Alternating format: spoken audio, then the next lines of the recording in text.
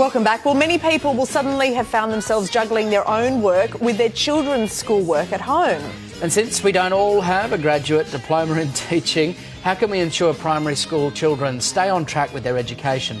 And if we're trapped indoors for the coming months, how can preschoolers continue their development in time for January? Well, joining us this morning for your essential homeschooling guide is preschool and primary education expert, the gorgeous Sonja Walker. So lovely to see you, Sonja. OK, so if we can start with the really little kids, the preschoolers. I've got one of these. My youngest will start school next year. This is just such an important time for us to be really connected with them. It absolutely is, Mon, and I think the main thing maybe to remind ourselves of is we think that children need social interaction with their peers, but actually at uncertain times like this, we actually do need to make sure that our children are connecting with their grown-ups, because uncertain times are really difficult for little people to understand, and when their routines change and they are no longer in contact with the people that they're familiar with, it's important that the people that they know and love and live with are stepping up and giving them that kind of security and clarity and certainty around the house. Sonja, it's great advice. What are some of the practical ideas you have for people to try at home? You have some great ones here. Well, depending on how old your child is, if you're trying to juggle primary school and work and all the other things that are going on in your home, there are lots of things that you can do. Remember, you're not a teacher.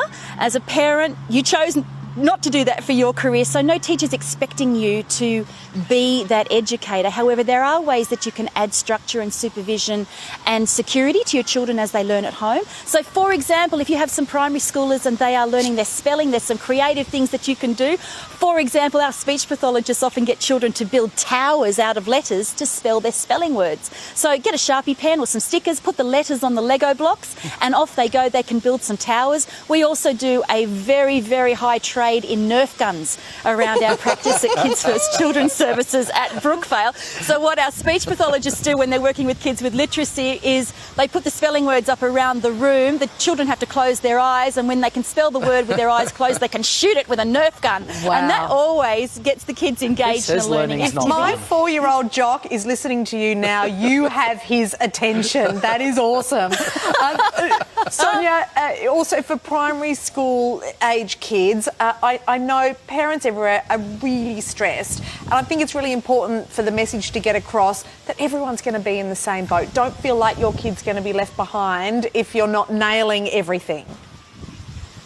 Absolutely. Every child in every classroom around Australia at the moment is feeling the changes that we're all experiencing. So your children's peers will be in exactly the same situation, and so there will be lots of things that children are doing differently, and the progress that we would expect for them in some things are not necessarily going to be the things that we were expecting 12 months ago, and that is okay. We just need to take a breath and do what we can to support our children. So many people will be finding this reassuring, I'm sure, Sonja. Are there any specific resources that parents can access? Look, depending on what your school is giving to you, so a lot of schools are using things like Google Classroom and other sources to support their children. Going forward, if you have a preschool-aged child, the Early Childhood Australia website has some great things.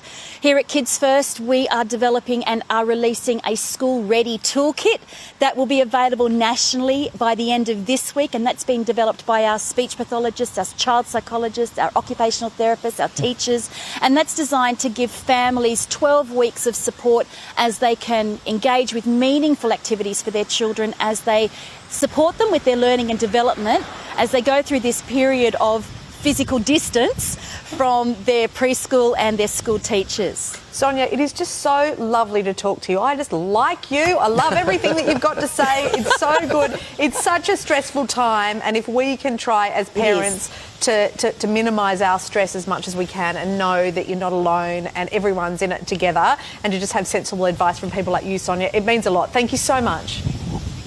You're so welcome. Good luck to all the families out there. You're not on your own. Yay. We need it. And Thank you. Sonja teaches with Nerf guns as well. I mean, what more could you want? It doesn't get any better than that.